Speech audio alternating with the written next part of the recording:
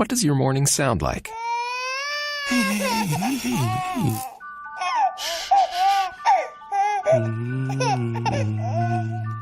That's Daddy's little man. Morning, Daddy. Grabbed your usual from Mickey D's. Here's to making your morning routine a little better with a delicious breakfast from McDonald's. Now you can mix and match 2 of your favorite breakfast sandwiches for $4 and add 2 hash browns for $2. Prices and participation may vary. Cannot be combined with any other offer or combo meal. Single item at regular price.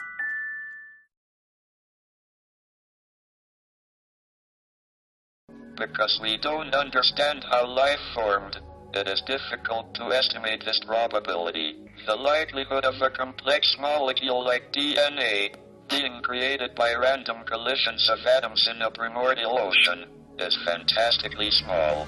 In an infinite universe, it would happen in some places, but they would be very far apart. If we want to find advanced intelligent life, our best bet is to listen for radio signals.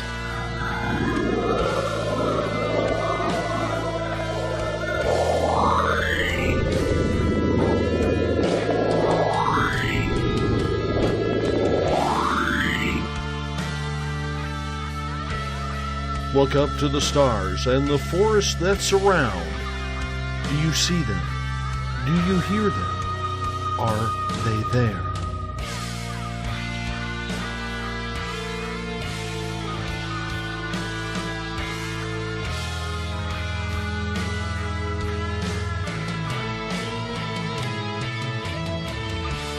SpacedOutRadio.com presents S4 with Forest Moon Paranormal's Eric Cooper and friends. Also, take the time to join the Forest Moon Paranormal Facebook group. I knew I should have made a left turn at Albuquerque.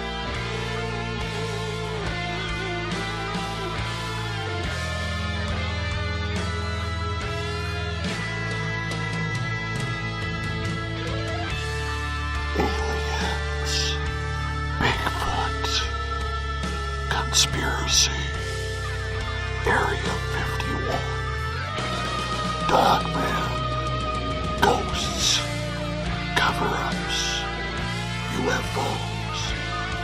The hidden will reveal itself.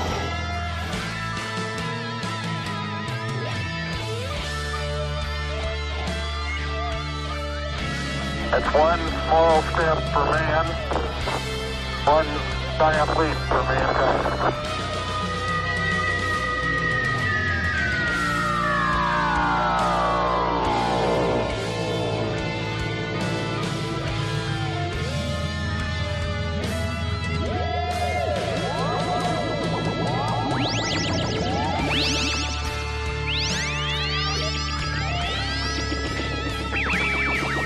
Buckle up, space travelers. It's time to go live on S4 with Eric Cooper.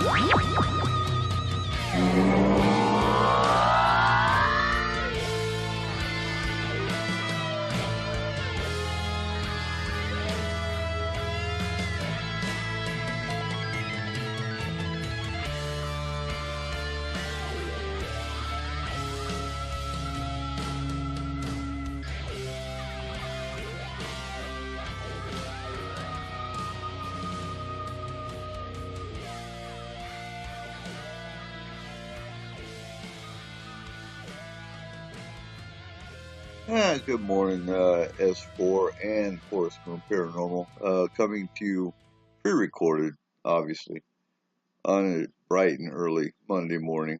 Not my best time, but it's the quietest time in my house, so it's the best time to do this.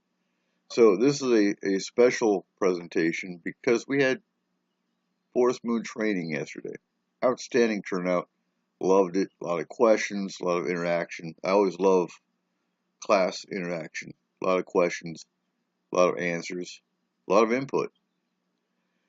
A lot of people in our group are out of state, out of country, and want to take our training. Well, I don't have a good enough video camera to actually record training. And the individual that's in a group that has an excellent camera works a lot and wasn't able to do it. eventually we will have recorded training, video recorded training, and that'll be awesome. So the views and opinions of S4 and Forest Moon Paranormal do not reflect that of Spaced Out Radio or KTLK The Fringe FM, which is our we're a family of them now, and that's awesome. That brings in more people that need to get the message we bring out, and that's that the paranormal exists and is very real and is very serious, which is and we'll get to that a little more in depth. But it's we don't see the paranormal as entertainment like a lot of teams and groups out there do, and it's frustrating to say the least that so many take it as, oh, we're going to go to a hot spot and make some money. That's not what this is about. It's not entertaining when you have someone that's being terrorized by a spirit, that's being abducted by aliens, not so much attacked by Bigfoot. You don't see that a whole lot.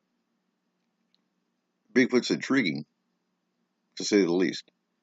And we'll get to that in this presentation. Now, if you're in the group and you have the PowerPoint, bring it up, because I will be going slide by slide. Now, I'm going to tell you, we're on slide 1, we're on slide 2, and then I'm going to go into a lot more detail. Because if you're just looking at the PowerPoint, the information's there, but if you were at the training yesterday, you got a lot more information than just what was on the PowerPoint, because I go into a lot more detail.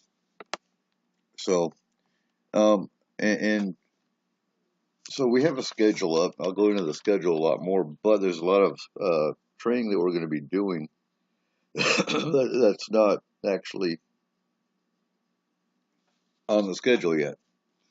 We're going to be going into, in fact, our medium, Sarah Camp, is going to actually be doing a class next spring time frame on how to cross over spirits and mediumship.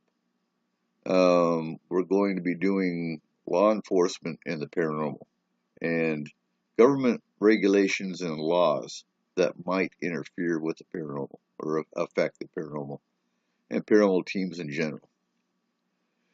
And I'm going to bend some people the wrong way in that I do believe government regulation needs to be a little more involved, because you have too many fringe groups out there that don't take this serious. I mean, hell, face it, society in general doesn't even take this serious. There's 911 calls where people are calling 911 with a spirit problem. And what happens? What's law enforcement going to do, for one? For two, what do? They don't call in a paranormal team to go check it out and handle the situation. They call in the psychiatric unit.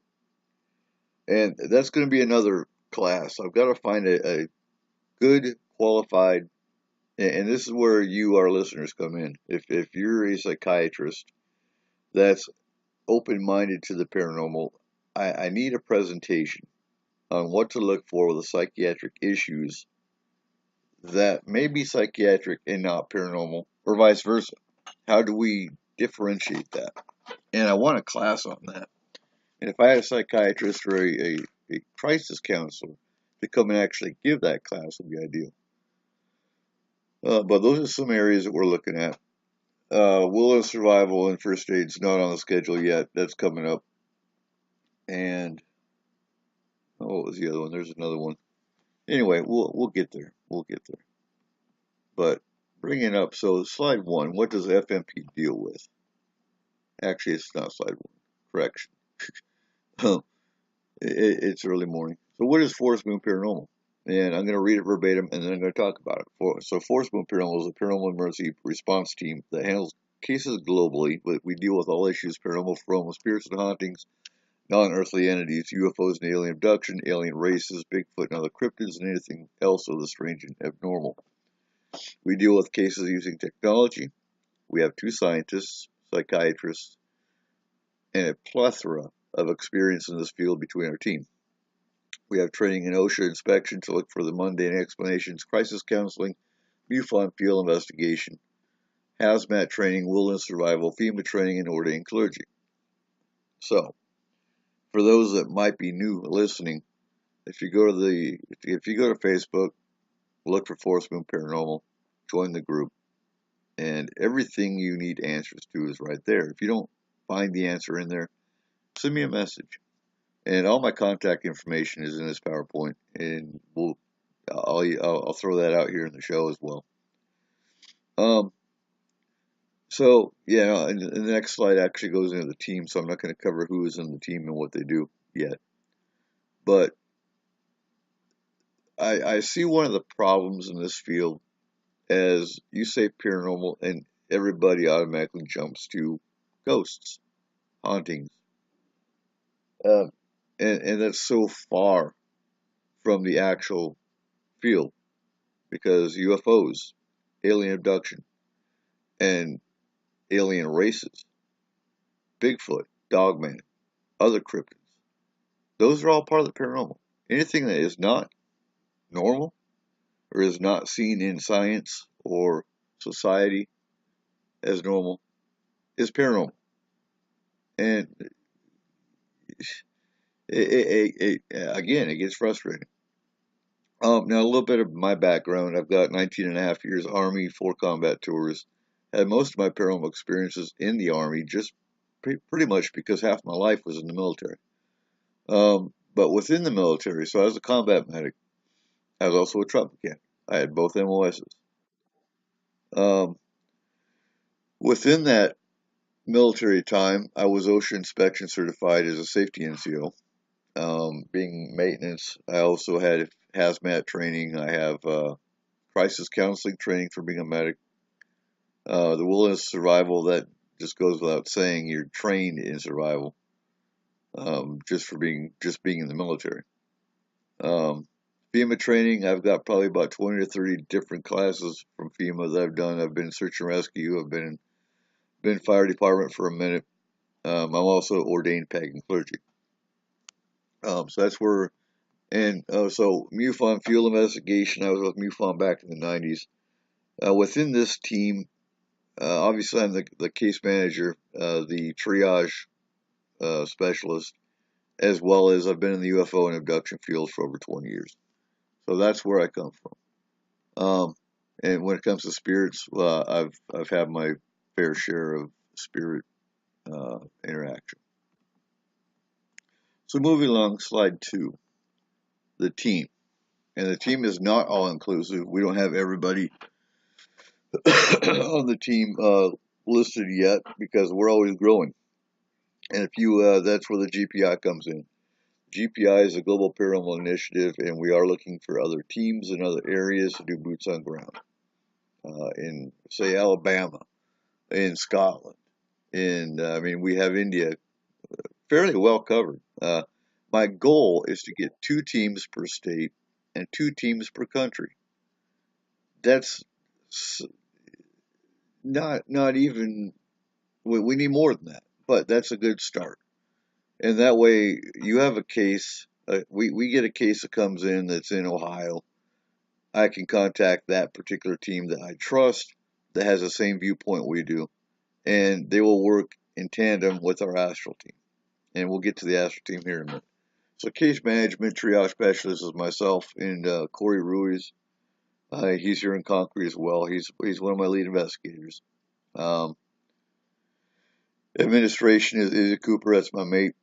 She does all my forms, makes all my paperwork pretty. She does all the legal documentation, all that kind of stuff. Astral Combat Team lead is Tony Loki LaCroix. He's out of Indiana. Let's talk about the Astral team for a minute. So Astral, for someone that doesn't really know what Astral is, and we get licked on a lot as a woohoo group, as Dave Scott and Spaced Out Radio calls it. And you got some side of the paranormal that, everything's got to be science based. No, it doesn't. You call everything science. You look at everything the paranormal science, you're not going to get anywhere.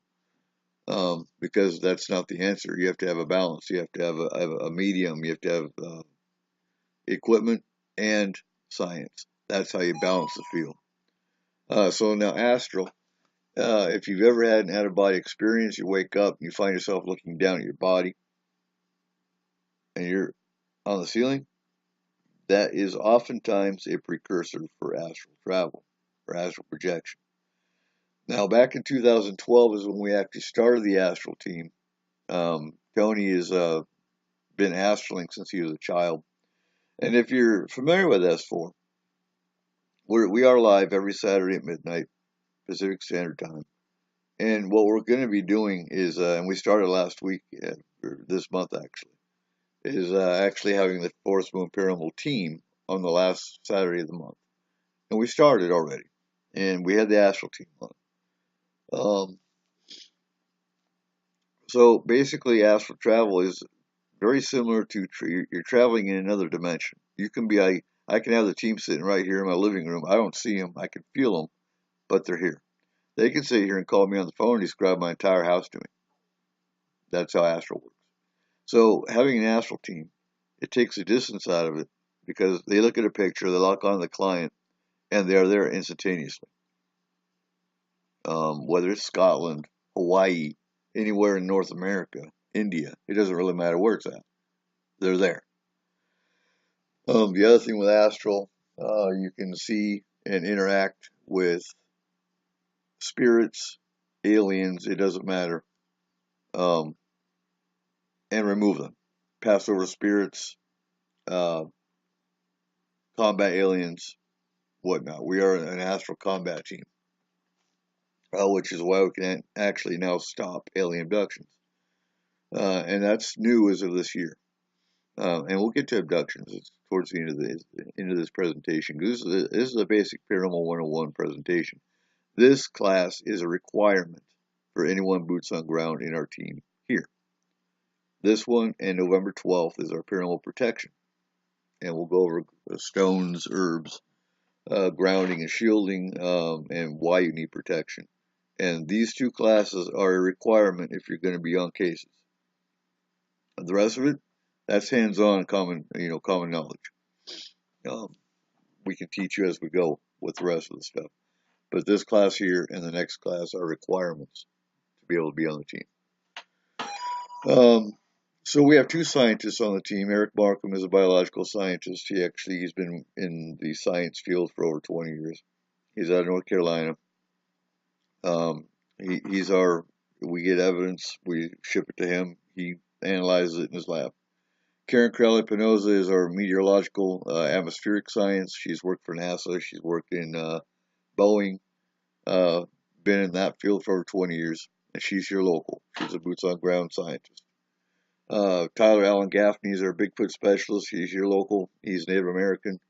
Knows all the native lore on Bigfoot. Interacts with Bigfoot. Goes up to the mountains and follows them around. He's got their trust. So the UFO alien specialist side, that's myself. I've been in that field since 1994. Helped hundreds of abductees over the years. Seen 3 UFOs of my own. As far as Bigfoot, I've also heard the Bigfoot tree knocks right here in my own mountains, here in Concrete, Washington. We now also have a photo video analyst, Josh Hamilton. He's actually getting a Bachelor of Science in the Media Sciences. I can give him a picture or video, he can pick it apart and figure out if it's CGI, Photoshop, if it's a fake or if it's a valid. That's important for any team. Our medium is Sarah Camp. We've actually vetted her, and she's going to talk on, she's actually going to be on the show here in December, talking about how to vet a medium. Everybody thinks they're a medium. Everybody thinks they're psychic. Are they? We're going to learn how to figure that out. And it's really cool when you can actually see the 3 teams work together. As we've had cases where the medium can correlate what the astral team's saying, and we can actually see it in action with an EMF meter, for example. And we've done that. Now we do work with 3. I don't know why, but I don't have bumps listed on here. But Jason Loop out of Spirit Ropers in Mount Vernon, Washington, we work with. I can call on his team if we have an emergency situation, and they'll bring in equipment and verify what is or is not there. We have Mike Moore out of the Haunted Crew of Canada, and they're only 45 minutes away. You can get his team here. And then we have Bumps Paranormal out of Bellingham. Those are the only 3 teams here locally that we work with. Anyone else? No. We have wishy-washy teams here locally that we have nothing to do with. They're nothing but entertainment. You start calling yourself a professional team and you're charging money for a quote-unquote ghost walk or a haunted investigation. You're not teaching anything for protection. You're actually setting the public up for a possible attachment, a possible dangerous situation that our team gets to clean up. I don't endorse that, and to me it's disturbing. So there are teams here that we do not endorse, never will. The only 3 teams, like I said, is Spirit Ropers, Haunted Crew of Canada, and Bumps. That's it. White Noise we also endorse, but they're farther south. And if you want to get into that, the South Sound Paranormal we also endorse, but they're way down past Tacoma. I am losing my voice. I did a lot of talking yesterday, so bear with me. So what constitutes paranormal emergency? We are an actual emergency response team. You can ask a lot of our clients. Now,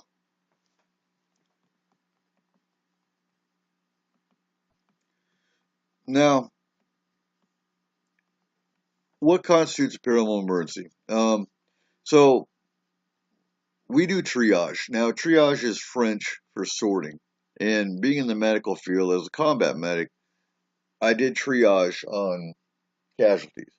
And that's, you basically put your least injured in a lower category because they're not going to die. Now, if they, it's hard to explain. If they're on death's door, we're going to put them also in a lower category because if we can save them, then they're going to be in a higher category. So I've set this up the same way with the paranormal. And you're looking at the list, and just because it's at the top does not mean it's going to be. Example: any case involving children or pregnant women is at the top. Now, if we get an abduction case and say an alien interaction case, and all of a sudden a child case comes in, the child case is coming to the top. We're going to stop what we're doing and go to the child case. So any case involving children or pregnant women. Why pregnant women? So if you're pregnant and you're already under stress for being pregnant, you bring in a paranormal issue that can cause problems with a pregnancy. So pregnant women, yeah, that is a top priority. Also, there are entities and non-earthbound entities that have been known to take souls. Soul takers, some call them, or even demons can take souls. And so you have to be careful with an unborn child and entities that might have an agenda. So that's why pregnant women. Second is any case of physical or psychological injury. You get pushed down the stairs by a spirit. You woke up getting scratched. You're terrified by what's going on. That's the second category. Any case involving UFO sightings or abduction. That's to me, abduction is right up there with the child cases. And again, back in the 90s until this year, all I could do for abductees was encourage them. Let them know you're not alone. You're not going crazy. It really does happen, and that's the first healing step.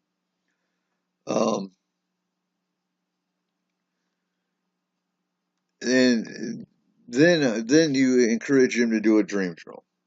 A dream journal is basically just a notebook by the bed, and you wake up, you put down the date, the time, the weather, and a description of the dream, and any pictures you might have dreamt about. That's how conscious recall comes back with abductions.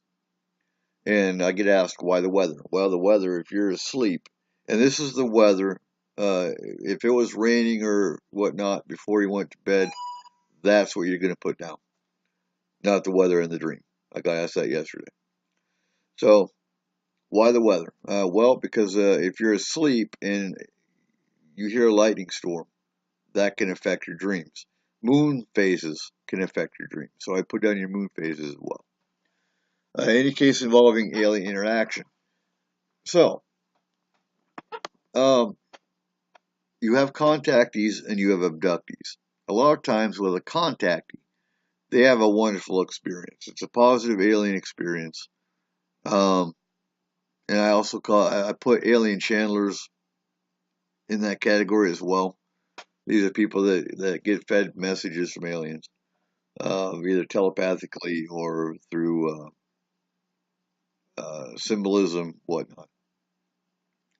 So with the contactees, yeah, they have a wonderful experience, the Space Brothers and whatnot. And what I brought up yesterday was just a theory. There's a condition called Stockholm Syndrome. I had to think about it for a second. Stockholm Syndrome is when you're kidnapped, and some folks that are abducted or kidnapped by humans, by terrorist groups or whatnot, develop a bond with their captors. And they kind of switch sides. They take the side of the captor. And now the cops or the FBI or whoever's coming to rescue them becomes the bad guy because they've got a bond. That's called Stockholm Syndrome. So, kind of wonder if some of the contactees you hear about don't have Stockholm Syndrome from the aliens. They have a bond with the aliens and it makes them the good guy. Just a theory. Only a theory. No founding to it, just a theory. So contactees and abductees, generally speaking, have a terrifying experience. They're being taken against their will. They're being experimented on. There's 16 races that are known or documented to be abducting humans. And we go a lot into this with S4. In fact, we did an abduction show last weekend. So I'm not going to hit on it too much. There's actually a slide on the signs and symptoms of abduction as well in this presentation. So then you have any case involving Bigfoot or other cryptids. Those aren't emergency situations, just interesting. Any case of the unexplained. Missing 411 with David Paulides, that would be an example to me of any case of the unexplained. Next slide, slide 5, children of the paranormal. I threw that in there because if you have kids, these are things you want to look for. Communicate with your children, keep an eye open line of communication.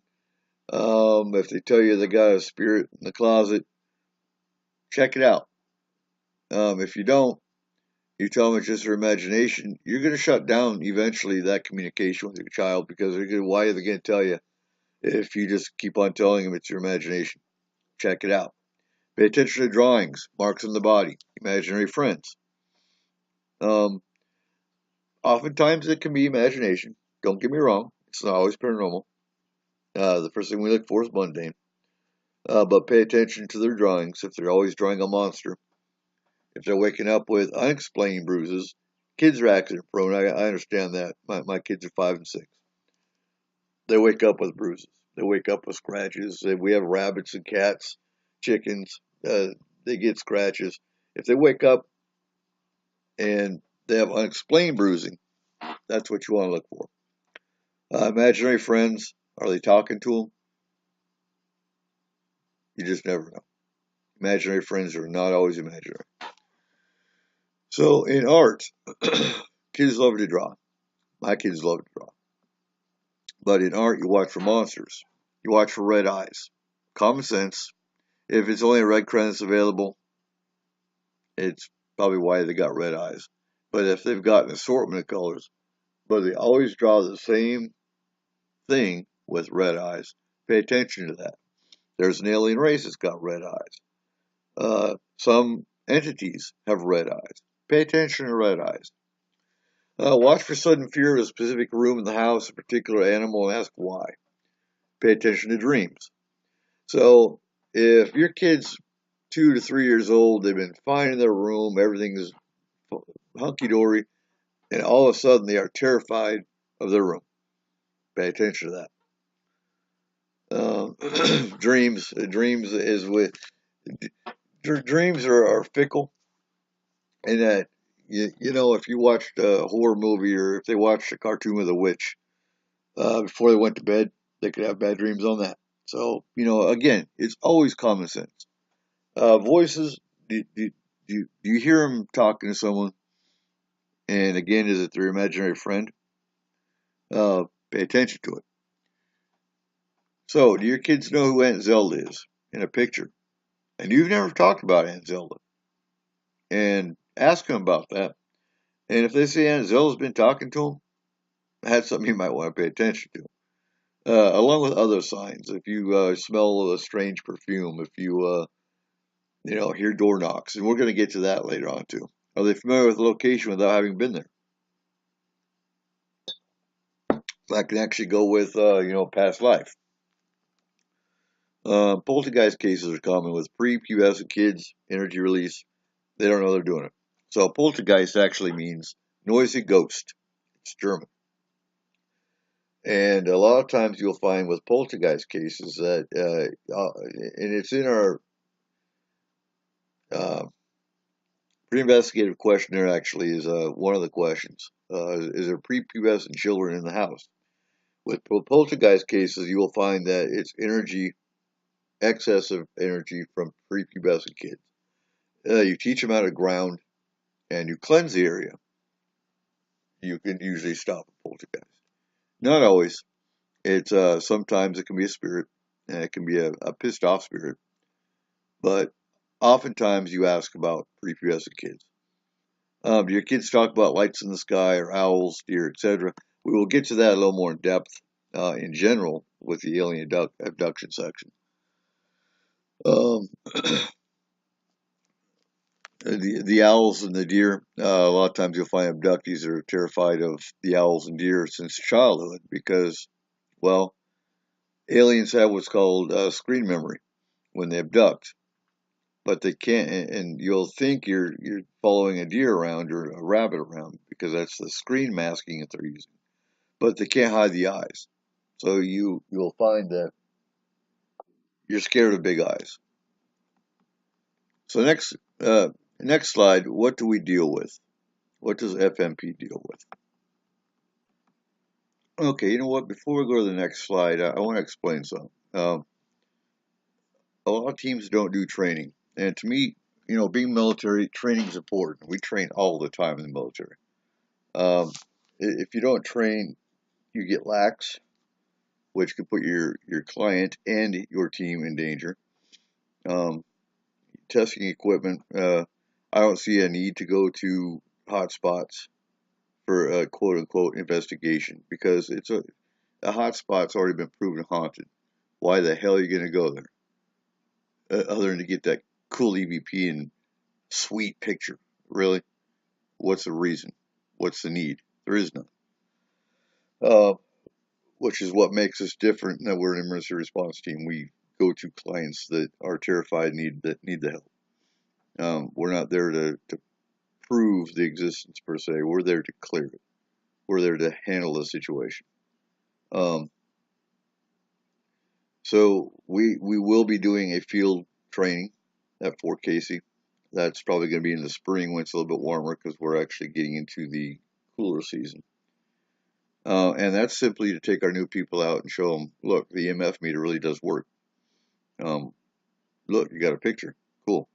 Now you know that something's there. And I don't know, this field frustrates me to no end. But training keeps you on your toes.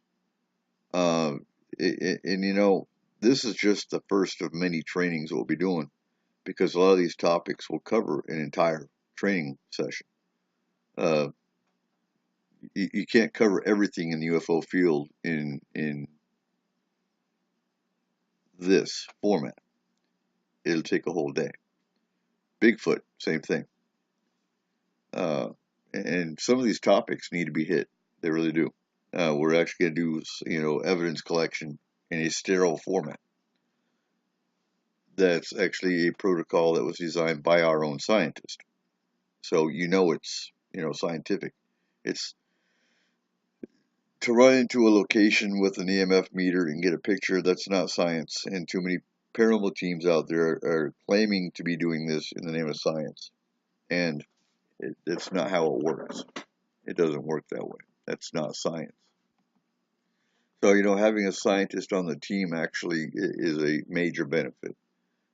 Anyway, next slide is what does FFP deal with? And this is a lot of nuts and bolts of what we do. Humans that have passed over that have no idea they've died. That's common. I'm not going to get into it because I don't want to be a spoiler, but watch the movie The Others. Perfect example. And very, very factual. A lot of times you walk in and that spirit doesn't even know they've passed. So you're they're not intruding on your space. You're actually intruding on theirs, and that's common. What makes a spirit stuck? Oftentimes, it's a violent death. They died before their time. They died before they're supposed to. My question would be, and I'm really not sure about the suicide side, whether they're stuck or if they can pass, if they committed suicide. That's one of the variables that we don't know. If anyone tells you they do know for a fact, well, unless you're a medium and you've talked to a few and they all say the same thing, then that's a hard one to show. But car wrecks, murders, crimes, that kind of thing, a lot of times they're stuck and they need to be helped over the veil. Now, does a spirit always need to be passed over? No, they don't. If they're not causing problems, why are you going to pass them over if they don't want to go? We have a spirit here in Concrete. He's 22 years old, died in the 1900s. Having the time of his life. Why are we going to make him go over? He's not doing anything wrong. He's not causing any issues. In fact, he's being quite protective. Spirits are protective. They can be. Whether they were a loved one that's here with you or a stranger, they can be protective. I had a staff sergeant that when I was a private in Germany, that his home was protected. It was empty because he was in Germany, obviously, and in the military. And he told me one day, if anyone breaks into my house, they'll be pushed out because I have a spirit there that as long as I don't rearrange my furniture, he's fine. But if you don't belong there, you're gone. So humans that have died of a traumatic or violent death, those are the ones that are usually stuck. Non-human entities. Now, that's where you kind of get into a gray area because there's a lot of classifications of non-human entities, demons being one. Demons are very rare. You won't find near as many demons as what TV makes it out to be. If you look at paranormal TV, everything's a demon. No, it's not. Spirits can scratch you. Spirits can push you. Spirits can get aggressive. Does not mean it's a demon. Demons get blamed for everything. And then that's where religion comes into it. There's religions out there that everything's a damn demon. No, not really. Growing up, I was even told aliens are demons. No, they're not. Aliens are aliens. Fairies are elementals. That's a whole nother realm. Fairies can be mischievous. Fairies can be a pain. Not all of them are bad. You have good, you have bad. You have good with bad, good and bad with everything. Elementals, those are guardians. Those are protectors of the elements, whether it's fire, earth, air, water. They are protectors. You've got earth elementals, very strong, very very spirit oriented, very powerful. You don't want to piss them off. If you do, you try to appease them. You got demons or other malevolent entity types. those are astral team combats over. They send them back where they came from. Now, thought forms. Not many people think of thought forms. Slenderman, perfect example of a thought form. Slenderman, for those that aren't familiar, was created by a website back in the 1990s. I can't remember the exact name of the group that made Slenderman. Made as a fictional character. But so many people, now if you've ever heard of global consciousness, that's where a whole group of people put thoughts into one thing, and you can actually make it living.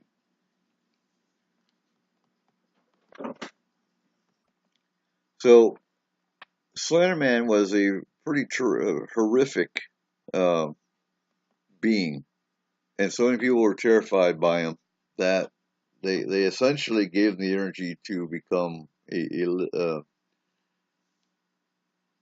created being, essentially. And then, 3 years ago, if you follow the news, you heard about 3 little girls that stabbed another girl and almost killed her. I think she lived. But when they went to court, when they told the cops when they were being interviewed that it was Slenderman that made them do it. And, that's an example of a thought form.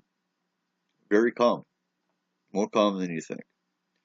Then you have UFO sightings, helping alien abductees cope through dream journaling, peer support counseling, and just knowing they're not alone.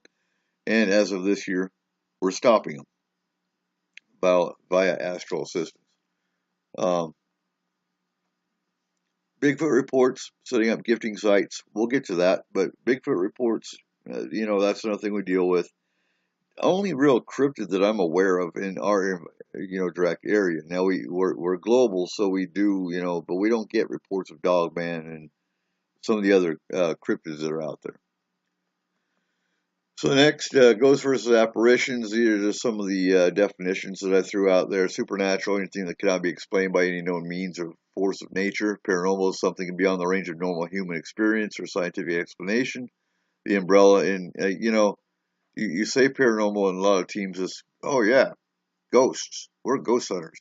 Okay, well that's just a very small slice of the pie of the paranormal. So, within the paranormal realm, you've got UFOs, alien abduction, Bigfoot, other cryptids, as well as spirits, on the haunting side. To me, personally, a ghost and a spirit is the same thing. Some will give you the definition that I'm trying to make sure I get it right, but a ghost is what's stuck here, and it becomes a spirit once it's crossed over. Personally, I think they're the same thing.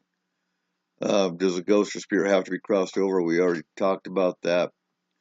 Apparition is the visual appearance of any spirit phenomena. Common. We're going to jump down to orbs.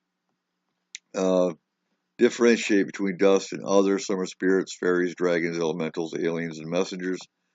I look at pictures of orbs, and you can tell the difference between dust and other. Other usually is a different color. Other usually is moving on its own accord, its own power, and zigzags, goes back and forth. Some of them split into two.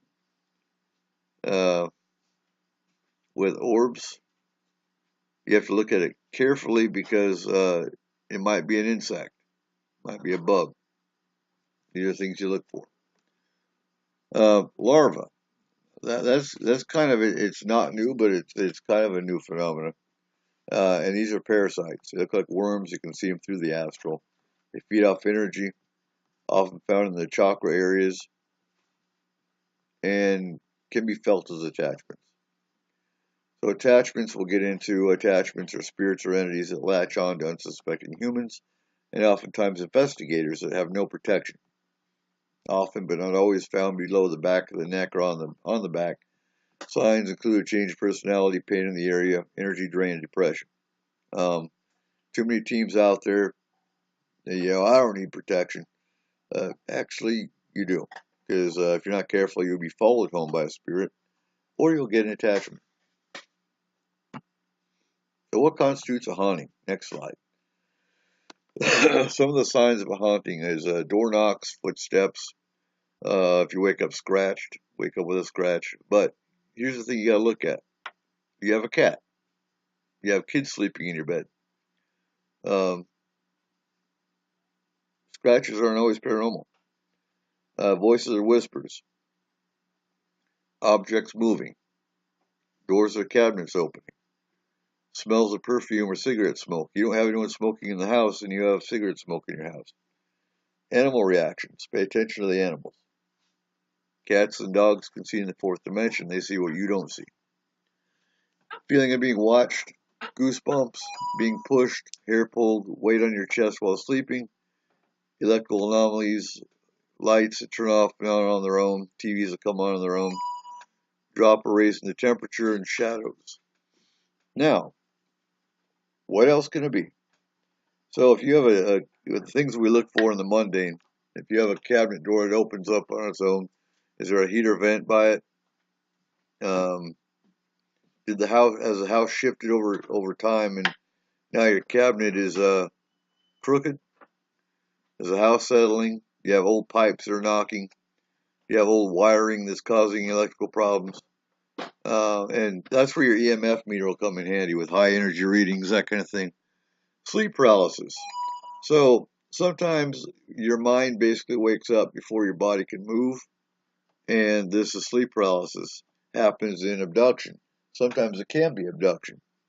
Sometimes it can also be spirits because you actually can have hallucinations of sleep paralysis. You'll see an entity. Environmental mold, we'll actually get to a little more in depth, but if you have black mold, that can cause health issues as well as hallucinations. And then you have the good old psychiatric conditions.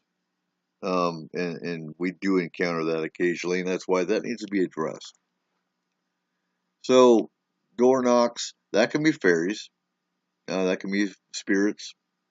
Footsteps is kind of a hard one to disprove, unless somebody's in the house and you just didn't know it. Somebody's home. Voices or whispers. Well, was the radio turned on, but it was real low. And then I always like to check the earthquake sites. We have an earthquake, and that's why objects are moving. Smells of perfume. Is it familiar? Because it might be Aunt Gertrude visiting you. Pay attention to smells. We covered animal reactions. Feelings of being watched, that can be abduction as well. It can be abduction or spirit. Goosebumps. Pay attention to that because goosebumps, if a spirit's around, you can pick up goosebumps. And I know I already went over this, but there's more detail that I want to throw at a couple of them. Electrical anomalies. You know what? Pay attention to the age of your TV. Because a lot of the older TVs from the 70s and 80s that still have the tubes were known to come on their own. So it doesn't necessarily mean paranormal. So a drop or a raise in temperature. So scientifically, when a spirit is materializing and it has the energy to pull the molecules around it, it will cause a drop. That's where your cold spot comes from. So I have a digital thermometer that gives a dual readout. It's a laser. I shoot it across the room. It'll tell me if there's a fluctuation in temperature, from one end of the room to the next. And that's what we watch for. And that's also when you hear about a cold spot, somebody's walking through a room and they feel a cold spot. But is there an air conditioner vent around the area? Is there a heater duct around the area? These are things you watch for. Shadows can be a multiple things. In the magical world, being pagan, you have some pagans that will send. They're not spirits or entities. They can be an energy, and they're spies. They're benevolent. They're not bad, but they're bad in the sense that it's violating your privacy. But they're all they are is spies for whatever reason the individual sent them. There's also an alien race called the Rogue, and these are shadows that have a cape and a hat, a top hat. The cape and the hat are actually cloaking devices. That's what makes them a shadow. Very violent, very aggressive race. One that if you see that shadow, get the hell out of the area. The next slide, things to look at in an investigation. So we have a very extensive pre-investigative questionnaire. And we're going to get to that here momentarily. So I'm going to go over a pre-investigative questionnaire, and you know the top of the form, you can actually look at this form in our library. But you have your normal contact info. Now, part 1 is site information. The address of the site to be investigated. That's a given. How many occupants on the site? Now, why is that important? Well, when our astral team goes in, if they know that there's 3 people in the home right now, but they detect 4 energy signatures, well, that could be an issue. Either there's an unwanted guest in the home that these clients aren't aware of, or it could be a spirit. So the number of people on site when we investigate is important on that regard.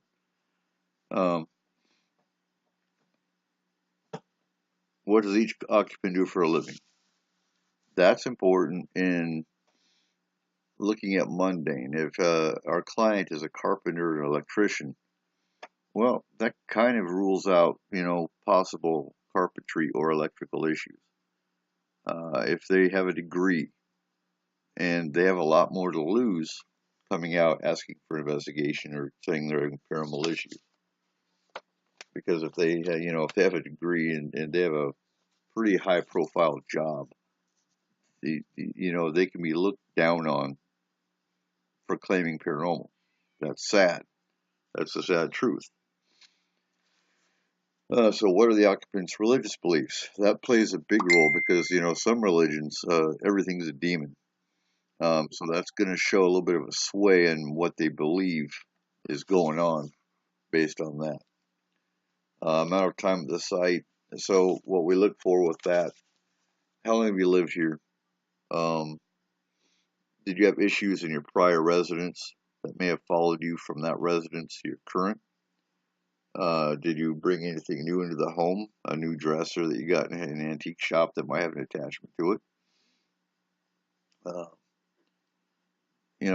Things of that nature. Amount of time at the site. When did the activities start? The age of the site. How old's the house? What's happened there? Any disasters? Then you start looking at the property. How old's the property? Look at the history of the area. Were there any battlegrounds? Was there a house built there before this one was built? And did that one burn down? Did somebody die in the house? Is the property a prior Native American, was it owned by Native Americans prior? How many previous owners? How many previous owners before you moved in, and did any of them die in the residence? Was there any kind of, disaster? History of the site, same thing.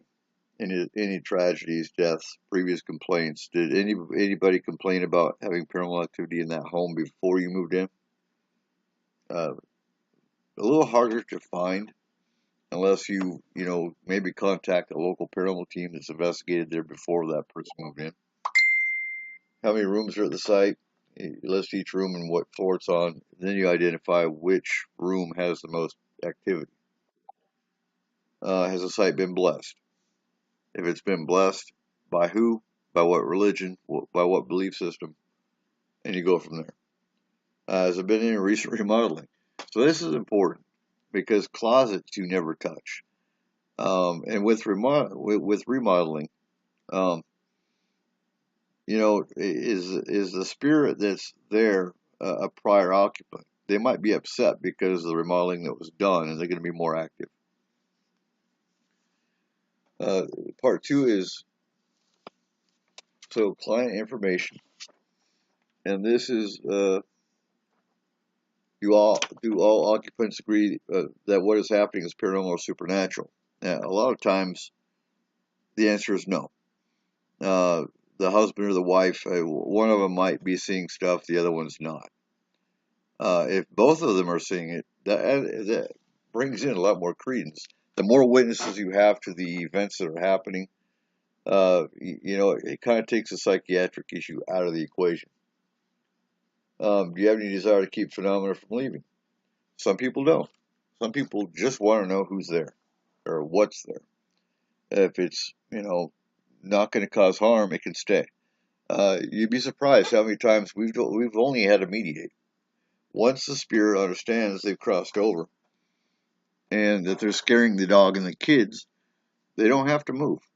If the client says, they're fine, they just need to stop walking so hard or scaring the dog and the kids, then there's a reason they have to move or be passed over. So have you done any type of investigating on your own? That could stir things up. If you're walking around with an EVP, a recording device and trying to catch an EVP, you could be opening up doorways. Because white noise, for example, can open up channels. It can open up doorways that bring stuff in. Same with mirrors that face each other. The old style, 3-window panel mirrors that are left facing each other, that can open up a door. And a lot of stuff can come through. What would you like to see from this investigation? That's important in that, well, do you want it to leave or do you just want to know what's there? And I see I'm getting off track here. Who's witnessed these events and that do not live in the home? Do you have guests that have come over?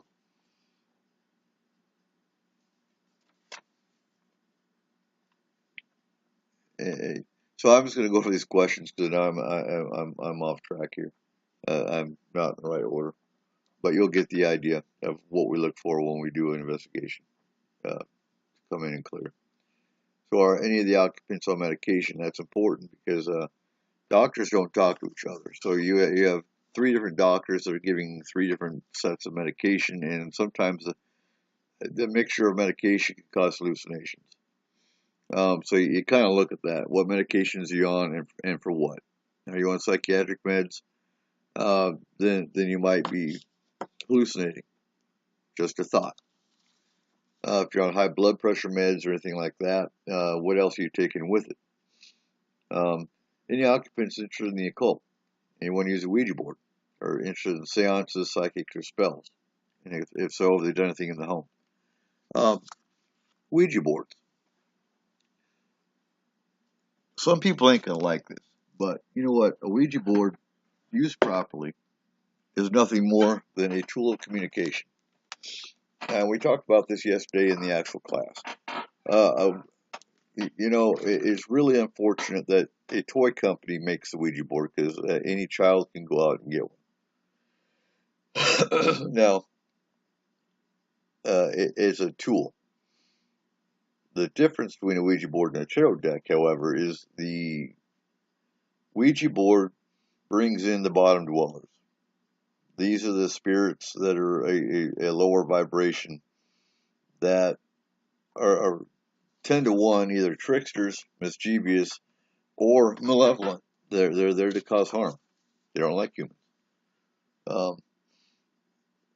A tarot deck, however, is a higher vibration of spirit, and they are messengers. That's why usually a tarot deck doing a tarot reading isn't going to bring in a haunting. It can, but usually not. Usually not. They're usually harmless. But a Ouija board, however, if it's not closed properly, if it's not if you're not using protection, you have a really good chance of bringing something in. That's why we ask: has a Ouija board been used? And any kind of if you okay, so off track for a second, but some things to look for with paranormal teams. If you call in a paranormal team and they charge money, hang up or tell them to leave. Um, ask them how many cases they've been on, how long they've been active. My opinion and my view, if a paranormal team is under 5 years, they're new. Because how many cases they've been on? A lot of these teams that are under 5 years, they do maybe 3 cases a month. Some of them more. Don't get me wrong, it's not all inclusive. But, you know, and you add that up to a year, they haven't been out in the field very often, very much, other than their hot spots. I don't count hot spots. Forest Moon, we do 5 cases a day, and that's globally. So you add those numbers, and based on the fact that we have over 8,000 members in the group, about 10% of them are clients or former clients that stayed in the group because they know they're going to be helped, and a lot of those people want to join the group. They want to join the team, and I have no problem with that. So, which occupants, if any, are currently seeking a mental health professional? That's important. What's your highest level degree of education? High school, college. Again, it kind of goes to the fact, the factor of what do you have to lose. Do any of the occupants have trouble sleeping? Is it a spirit causing that, or is it that you have sleep apnea? Or you having bad dreams? That's where you start dream journaling. Have you or anyone close had near-death experience? That's important because if you have an NDE, it can actually open a channel where you're going to be different when you come back from an NDE, based on what you've seen, during while you were technically dead, versus what's communicating with you now that you're back. Has anyone close to you passed away recently? Well, that goes without saying. That's are they trying to contact you? How would the phenomena be explained where you grew up? Well, that's going to show social, the society aspect. That's going to show, are you biased? If you were taught that everything's a demon, and you tell us it's a demon, well, is that why? Or is it an actual demon? And we'll find that out through, what we do. How would your parents explain what was happening? Again, that shows kind of the social aspect. What's the extent of your knowledge of the paranormal? That's going to show us, if you were into the paranormal your entire life, you may or may not know what you're talking about based on that. So, just some things we look at. Have you or any occupant experimented with witchcraft or the occult? This is what we call dabbling. If you're a new pagan and you're conjuring or you're invoking, you might be bringing what you don't expect into the home or the business. And these are things, that's why we ask these things. And, that's one of our classes is going to be occult symbology. Because, and we talked about this yesterday as well, and I see this a lot. I see this a lot in teams that go in and they'll see a pentacle. A pentacle is a pentagram with a circle around it. It's a symbol of protection. But then you get these teams that go in, they see a pentacle, which was a symbol of protection for maybe a Wiccan ritual. Harmless. But, oh my God, it's a devil worshiper. No, it's really not. If you don't know what you're looking at, then you know what? Don't jump to those assumptions. Now, if I walk in and I see an inverted pentagram and certain sigils, depending what those sigils are, I'm pulling the team out and sending the astral team in. Astral team's going to be there anyway. But for the safety of the team, if they were doing a conjuring, we're not going to deal with it based on what the symbols are. So I think any paranormal team that's worth a damn needs to have some sort of occult symbology training. Moving along. This is where we get to give us a description of each of the events that you or anyone else in the home has experienced in your home. Smells, footsteps, that kind of thing. And then we go back to who has witnessed these events and especially if they haven't lived in the home or if they're new. Have there been any explained odors? That goes with perfumes, flowers, excrement, garbage, things we look at. What unexplained sounds have you heard by anyone else in the home? Footsteps, knocks, or bangs? Please state what sound you've heard by whom. Has anyone heard voices, whispering, yelling, crying, or speaking? Has there been any movement of objects? That's where you get into the poltergeist. Has there been any unexplained hot or cold spots? Any personal attacks? So occupant observations, part 4. When and what was the first occurrence of any phenomenon? How long did it last? What was the initial reaction? Was it fear? Were you laughing? That kind of thing. Who was the first to witness the phenomenon? Or was it the cat? Is there a room in the house that's got the most activity and your animals won't go into it? Or your children are suddenly terrified by it? Those are things that are important. So what time of day was the first occurrence of the phenomenon? That's where you start, picking things apart. On that day, when the thing started, did you bring something new into the home? That's when you start looking at patterns too. If phenomena starts happening the same time of, the same day of the month, every month, start looking at anniversary dates. That date is obviously important for a reason. And so, getting back to spirits for a second, there's different hauntings. Some are called residual, and these are like a record player. So if you have, and I used a couple examples yesterday, and I can't remember what state still, but there's a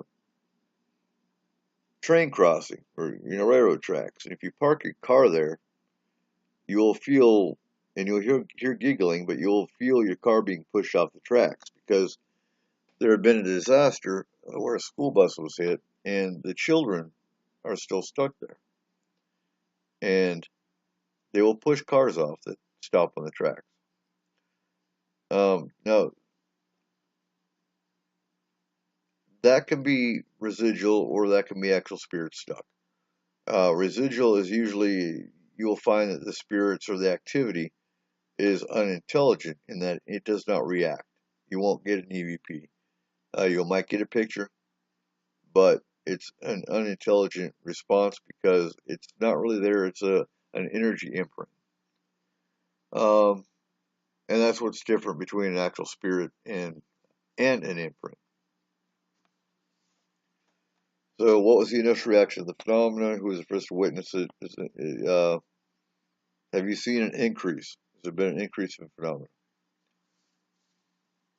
What was the strangest incident experienced so far? What were the weather conditions? Again, the same with dreams. Weather conditions can affect paranormal phenomena. Time of day really doesn't, because, you hear all these teams, oh, we got to do a nighttime investigation. Why? Spirits around you all the time. There's no, it doesn't matter if it's nighttime. Okay, so if you have night vision cameras and things like that, whatever. But time of day, nighttime, that doesn't affect a damn thing. What is the most frightening incident that you've experienced so far? And what do you and your occupants believe is happening? Pets and animals, part 5. Are there pets in the home business? If so, please state the type of animal. Some animals are more, psychic prone than others. We had a chow chow. Chow chows are awesome. They're highly sensitive. We had a chow chow that would follow spirits around. Actually had an alien incident where I had a metallic taste in my mouth, and at the same time, my chow went in the living room and sat down as if on command and was whimpering at the ceiling. Based on the fact that I had a metallic taste in my mouth, that was an alien incident. It lasted about 10 minutes. Additional questions: do you believe in ghosts, spirits, or entities? Again, that kind of shows if you're biased or if you know what you're looking at. Have you visited any haunted locations before, alone or in a group? And when and where was that? Again, did you bring something home? Because, you might have gone on a ghost hunt with a supposed reputed team, and they didn't tell you about protection or the threat of a possible attachment or something following you home. And so you thought, oh, it's just a harmless ghost walk. Not necessarily. So I'm not going to cover part 8, that's UFO and alien abduction, because that's actually one of my slides here. But that is how extensive our pre-investigative questionnaire is. And it's extensive for a reason, because it gives us a lot more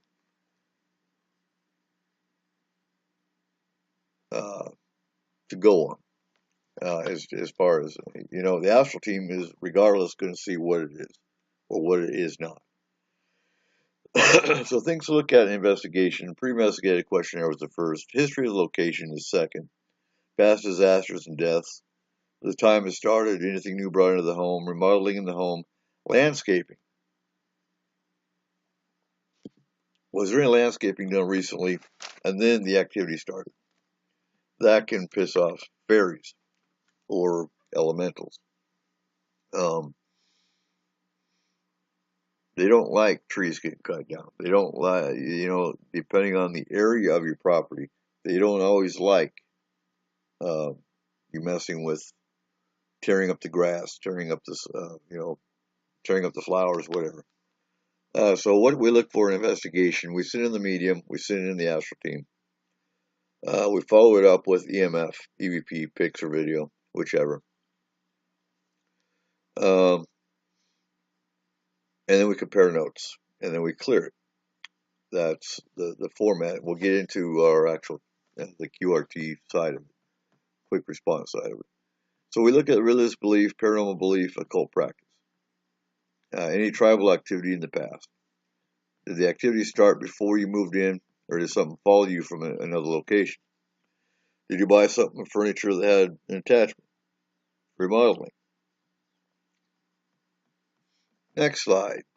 So dangers of the paranormal. This is what a lot of people don't talk about. There are a lot of dangers of the paranormal. First and foremost, obviously slips and trips. You're going to old locations. You're going into wore out houses, that kind of thing. They're always going to be a threat. Black mold, environmental hazards, monoxide levels. We walk into a location, we find black mold. I'm pulling the team out. We're putting masks on, and we're letting the client know we've got black mold. Get your county health department in to handle it. They're investigating. Based on what we do, psychiatric or criminal elements can be an issue. Getting back to slips and trips, to alleviate that, proper footwear and be aware of the hazards. So what our team is going to eventually do, if we get the funding and everyone's going to buy their own, but fire department boots. Fire department boots actually have a steel stripping inside on the bottom. So you step on nails, the nails are going to break. They're not going to go through your boot. Black mold, environmental hazards, observation, wear a mask, alert the client. Monoxide levels, you call your fire department. But we are going to get a monoxide detector when we go into locations. Psychiatric criminal elements, you never know whose house you're going to. You don't know what to expect. Background awareness of the client is important. And having law enforcement on hand can be important, depending on the severity of the situation. That falls in line with domestic violence and drug issues. Now, domestic violence and any kind of violent or drug issues can actually bring in negative elements. They can bring in demons. They can bring in malevolent entities, negative spirits. Negativity draws negativity. Lower vibrations draw negativity. Occult activity, open portals of conjuring to be aware of. Watch for symbols, watch for Ouija boards, things like that. Now, what I monitor the team for is nausea, headache, dizziness, and mood swings. These are all, they can be caused by black mold. They can be caused by high EMF readings, high monoxide readings, or spirit attachment. These are also signs of spirit attachment, or negative entity attachment. But along with that comes physical pain in the site. What the team carries, we have a trauma kit available on the team. And as far as the physical team, I have a medical paper on each one. Basically, what to look for if they have a high blood pressure, if they if they take medication, and they need to be kept an eye on. Now with UFOs, radiation at landing sites, these are things we watch for. Or you never know, being abducted, but probably won't happen. We'll get to that. Asbestos in buildings. Is the building old and is there asbestos in it? Things we watch for. So, fourth moon protocol. So generally speaking, and it works differently whether it's boots on ground or whether it's just a global case where I send the astral team in. Either way, I get a phone call, I get an email, I get a Facebook message, or I get tagged in a paranormal issue in another group. Those are usually the 4 ways that I get contacted. First thing I do is make contact with a client. I kind of do an assessment. Is it spirit or haunting related? Is it abduction related? Or was it a Bigfoot sighting? Then I kind of make an assessment and a determination how to approach it. At that time, I contact the astral team first and foremost, whether it's boots on ground or just an astral case. I give them a heads up. I get them in contact with a client because now everyone in astral works differently. Some need a picture. But once they see a picture, bam, they're gone. Some of them need to talk to the client. They make that energy connection, bam, they're gone.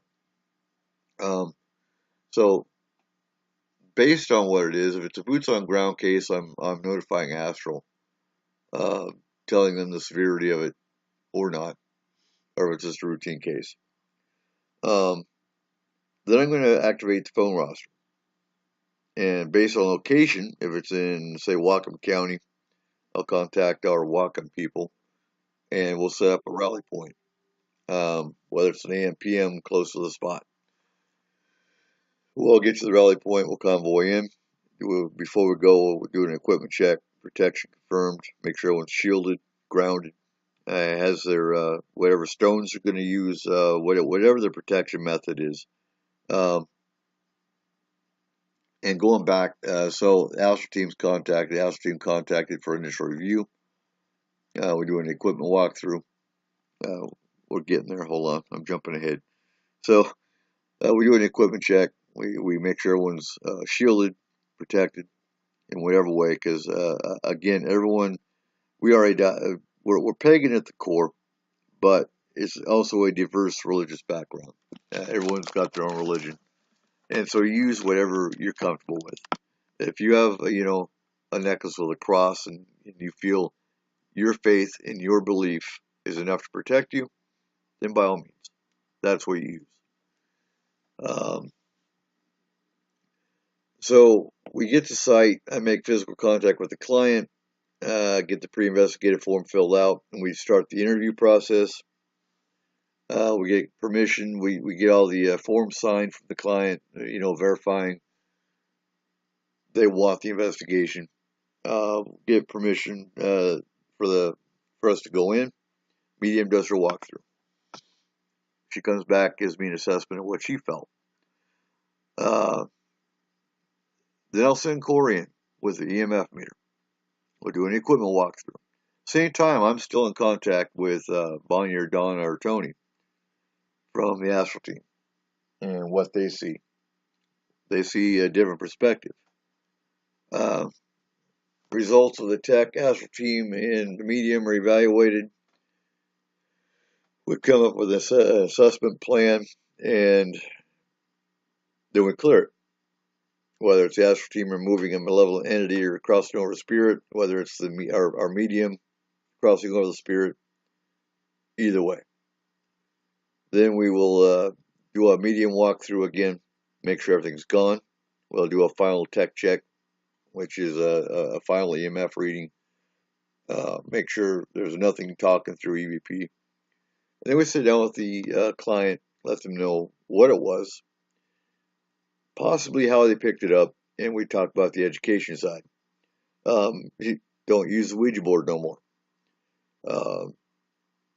Here's some, let's get some sage.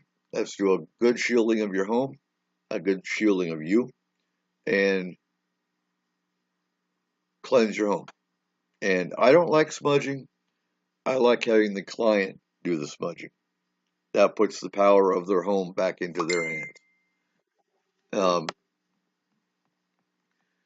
So once that's complete, the client's happy. They have our card. They know how to get a hold of us because we always have an open door policy with all clients. That if they have any more issues, give us a call. Now we do a team check, equipment inventory, make sure everyone feels good, everything is fine, no nausea, no attachments, nothing's coming back with us. We go back to the rally point, we discuss the case, discuss how it could improve, and we drink coffee. That's what we do. Okay, next slide is actually, we're going to talk about proper home cleansing. So sage, white sage bundles is what we use.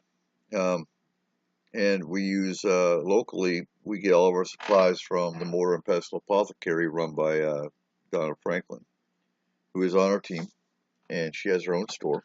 So we buy all of our supplies from her, keeps her in business. And she is in downtown Mount Vernon for those that are local. And if you need anything, she orders it and usually has most of what we need on stock. So make sure you check her out. So you open your doors and windows. Now spirits, yes, they can go through walls. They can go through windows. But you open your doors and windows so they have an easy access point to get the hell out of your home. And there's a lot of debate. Do you go counterclockwise? Do you go clockwise? Personally, you start in the center of the room. You go to each corner. You smudge your home. You light your smudge stick, obviously, and you get a good smoke going. Now, there was a study done on sage, and sage has been used in rituals and in cleansing with Native Americans for hundreds of years. And there's a reason for that. Sage takes the negative molecules and converts them to positive. And so that brings positivity into your home and dispels the negativity. As you're smudging, based on whatever your religious preference is, you say a blessing on your home as you're going. You tell anything unwanted that it's not welcome there. And you cleanse your home. And, about 99% of the time, I will give the client a sage bundle and tell them how to do it, and they can do it. Because it, like I said earlier, it puts the power of the home, or puts the control back into their hands. Now, what many people forget is your drains. Put some salt in your drains. And the question came up, table salt? No, sea salt. Sea salt's the best one. Table salt can work, but get sea salt. And put a little bit of sea salt down all your drains. I would wash your mirrors with a salt water solution. If you have carpets, throw some salt down the carpets, vacuum it up. If you have wood floors, I'd mop your wood floors with a salt solution. Religion doesn't always work. Now, when you die, if you're stuck, if you haven't passed over, you're the same person. If you're an asshole in life, you're going to be an asshole in death. If you're an atheist, and you died, you're still an atheist. So if you bring in a Catholic priest, you're only going to escalate the situation because I'm sorry, but a spirit's not going to respond to a religion that they're not a part of. It works that way. We've had cases where they had a Catholic priest come in, they had an evangelist come in, they had a Native American shaman come in, didn't do anything. We had to go in and actually force the spirit over. We don't like doing that. And oftentimes they'll use spirit guides to pass them over, or they'll have sometimes you'll have family members that'll come back across and walk their family members over. And that's cool. I like it when that happens. It's more comfortable. Once you're done smudging, burn some white candles. Now, with dispelling negativity, black candles dispel negativity. Black stones dispel negativity. And all this is going to be talked about in the protection class next month, a lot more in depth. But what I carry, and you can use Snowflake Obsidian or Jet, but I carry black tourmaline. It's a very strong protective stone, and it's good for all aspects of protection. Rosemary. Rosemary, malevolent entities hate rosemary. If you plant rosemary outside your home, it's a good ward to keep negative elements away. So if you're looking at the PowerPoint, you'll see some pictures. The middle picture is actually elementals leaving a ritual that we did in Iraq. And all 4 elements showed themselves leaving. This is not a bad camera. This is not, because I took pictures of the candles normal, and they were fine. These did not show themselves until I said goodbye to the elements, and they showed themselves leaving. All 4 of them. This is only 2 of the pictures, 2 of the elements. If you look to the left, you'll see a picture of a gravestone, and if you look close, you'll see a blue orb. I call that a fairy orb, because I do believe that was a fairy. Okay, UFOs. UFOs have been seen since the beginning of time. There's been cave paintings that were in France. There were cave paintings here in South Dakota in America of, Native Americans did. They are definitive, and there's pictures. They are definitive UFOs. Hands down. They're actually also cave paintings of aliens. Columbus wrote about UFO sightings he saw, crossing over the ocean in his diaries. Nazca Plains. So on the next slide, you're going to see a cave painting on the left. You're going to see the UFO flap in the 1950s over the White House. That was on radar. That was photos. That was a UFO flap, hands down. Nazca Plains, the bottom right picture is there are 5 different diagrams still in existence in Nazca that were only seen from above. If you look at it from above, you'd see them. They didn't have airplanes. They didn't have anything in the air back then when those were made. Roswell crashed in 1947. 1940s is a very hot year for UFOs. That's when Arnold Palmer had his UFO sighting over Mount Rainier. The Maury Island incident in Tacoma, in the Bay. A lot of activity. Crop circles. There's a lot of different theories about what they are. They're actual, in my opinion, they are, and the opinion of R. Keith Andrews, who is our alien race specialist. They're basically calling cards and messages for other races. Animal mutilations were documented back in the 1970s. You want references for an awesome author, Linda Moulton Howe. Excellent author for animal mutilations. Get Alien Harvest. Also, Volume 1 and 2 of Illusion of Reality. Excellent books. So the Project Blue Book started in 1947 and 1969. It was closed, supposedly, run by the U.S. Air Force. That was their official UFO investigation by the government. out of all of them, they claimed only 12% were unidentified. Well, you know what? That's 12. That's 12%. That's a high number of unidentified. So come on now. So Philadelphia experiment, 1955. That was an attempt at time travel using a battleship, an aircraft carrier, I think it was, and it appeared by witnesses in Norfolk, Virginia, and when it came back, everyone was dead and pretty much mutilated. So Area 51, everyone knows that's top secret UFO base, basically what S4 is named after. Yeah, Bob Lazar that came out of Area 51 in the 1980s said he was a scientist that worked there that was working on reverse engineering the UFOs that were captured, that had crashed, that were reconstructed. He also talked about Element 116 before it was even mentioned about Element 116 being discovered. Tells me he's got a lot of credence, and you know what? As much, instead of killing him, they tore apart his credibility, and so he never existed. Yet he's still in phone books for Area 51 for Nevada. So you can try to dispel him all you want. The man, to me, has credibility. Philip Schneider, killed by the government, worked in Dulce, New Mexico. He was a geologist. Tested the soil for the government before they built, underground bases.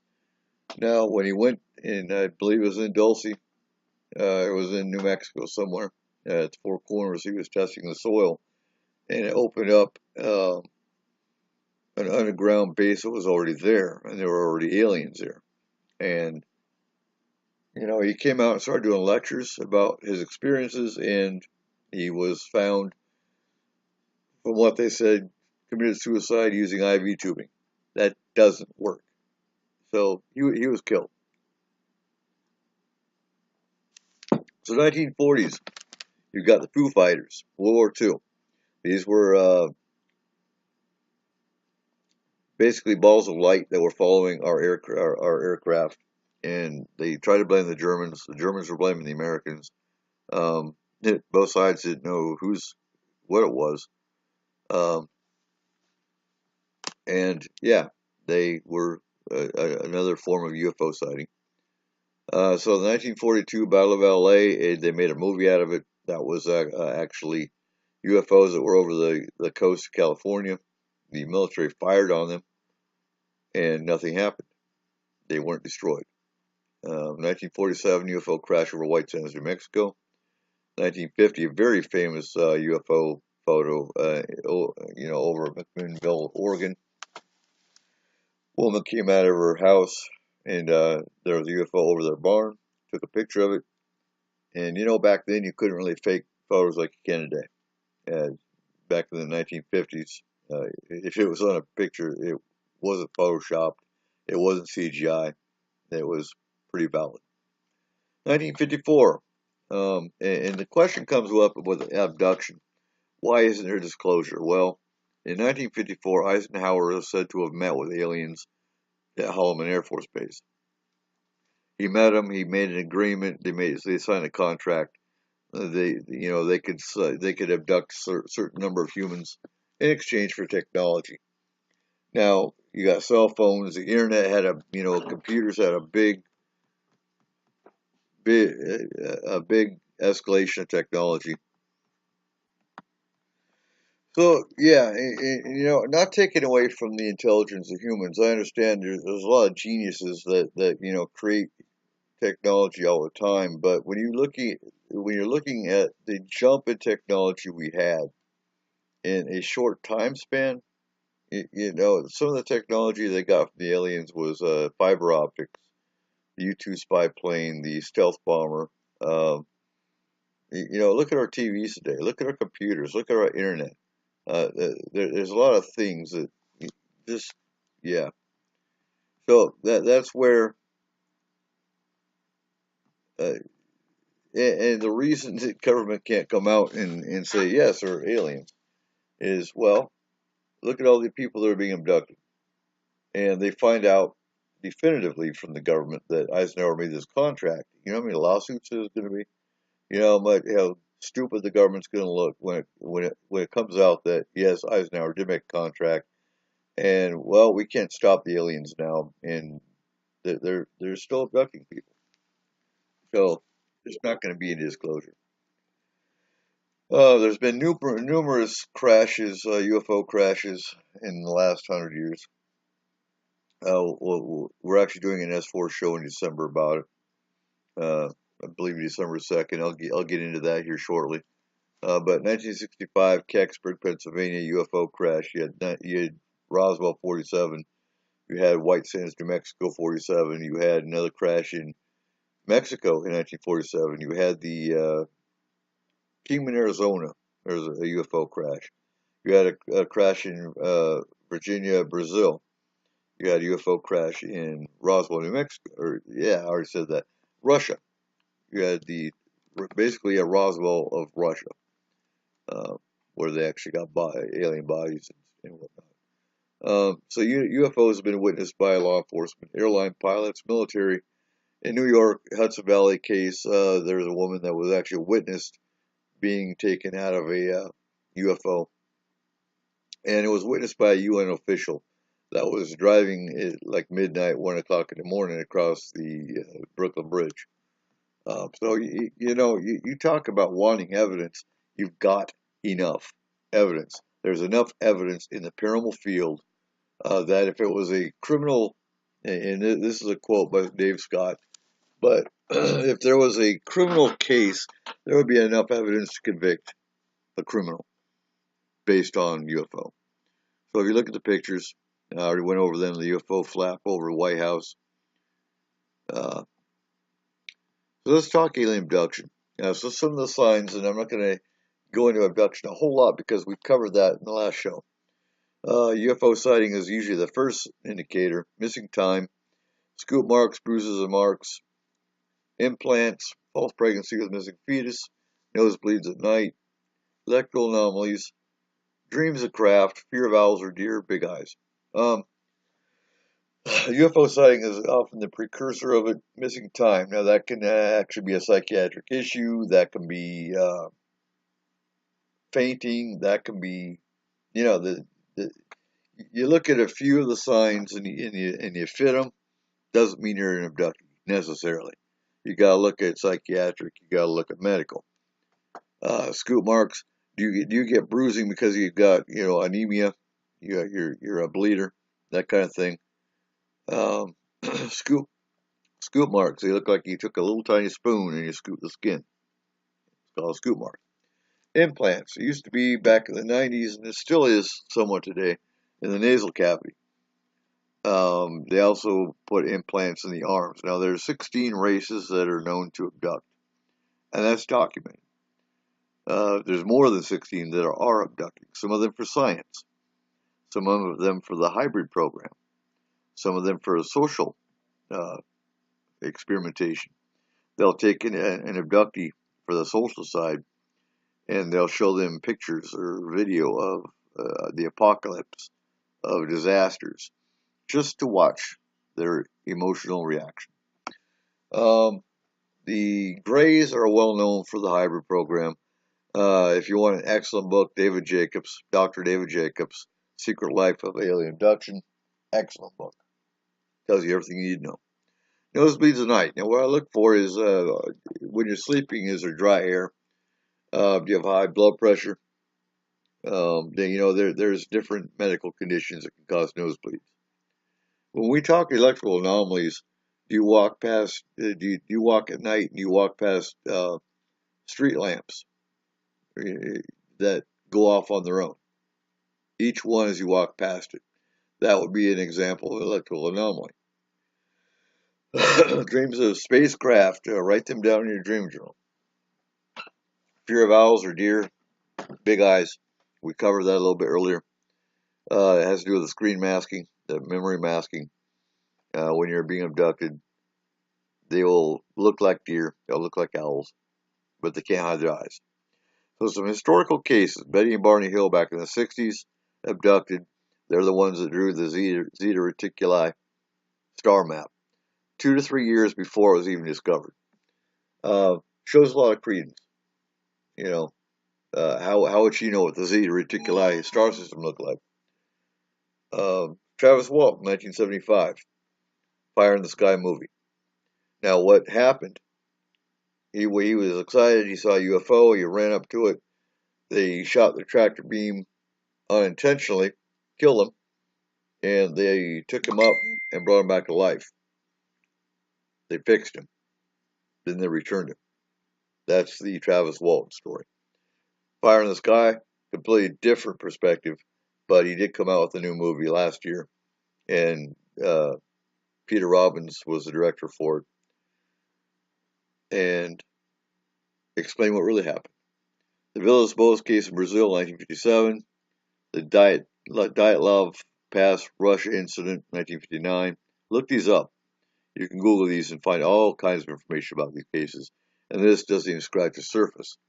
We'll actually be doing a UFO and abduction class in January, I believe. I'll go over the schedule here shortly.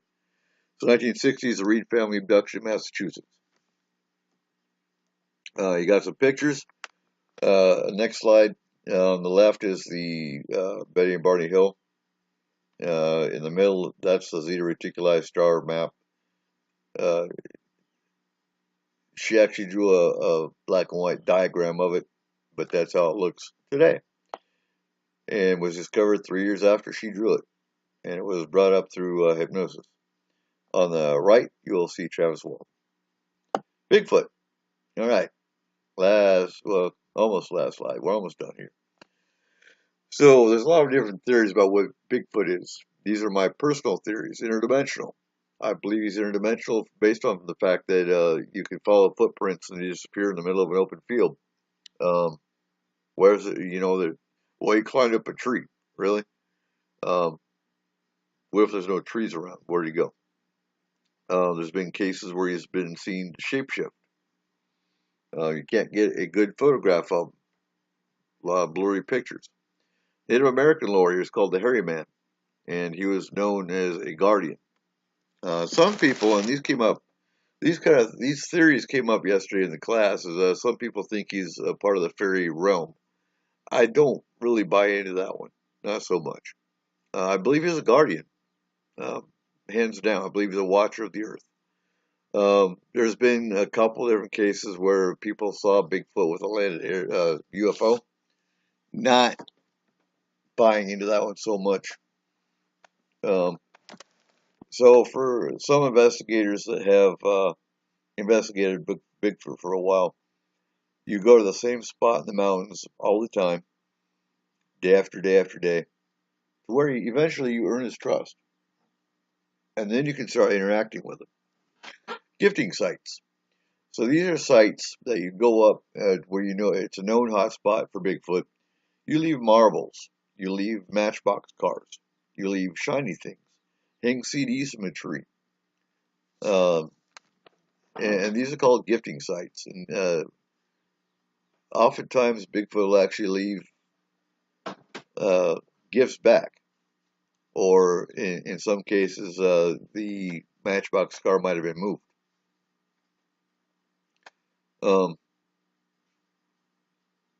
And like I said, he'll leave gifts back. Now, there have been cases where he can be territorial, and there have been cases where people had logs thrown through the car windows, had rocks thrown at them, things like that. Now, West Coast, Pacific Northwest, Bigfoot is known to be timid. He's known to stay hidden for the most part, and docile. Not friendly per se, but docile. You go to the southern states, you hear about Swamp Man. He's aggressive, attacks unprovoked, things of that nature. Are they the same beast, same creature? Maybe. I think they're cousins. Just my opinion again. So, Next slide, Force Moon Paranormal's voice. S4 airs every Saturday midnight. You can find us on Spreaker. If you're listening to this right now, this is the S4 site. The link for it is right there. You've got YouTube video where we have all of our shows go onto the YouTube channel, plus some. There's a lot of bonus features on YouTube. We're affiliated with Dave Scott. We're also on KTLK, the Fringe FM. The link to KTLK is there. And if you're in Upper Skagit, we are featured on Upper Skagit Radio, KSVU, on Irma Back Show. So events. So obviously we do training every second Sunday of the month, 2 p.m. at Annie's Pizza. November 12th is going to be paranormal protection, grounding, shielding, stones and herbs to use. No training for December. It's holidays. You can hear my rooster in the background. I know. January 14th, Annie's Pizza, UFOs and alien abduction. February 11th, we're doing Bigfoot and cryptids. March 11th, we're doing occult symbology. April 8th, we're doing evidence collection.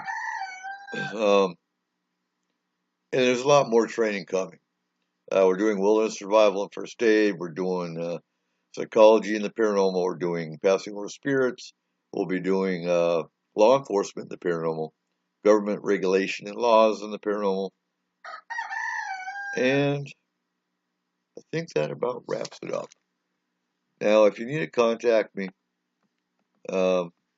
obviously, most of you are probably already in the Forest Moon Paranormal group.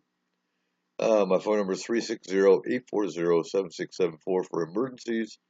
My email is medicineeagle, MEDICYNE_eagle @yahoo.com.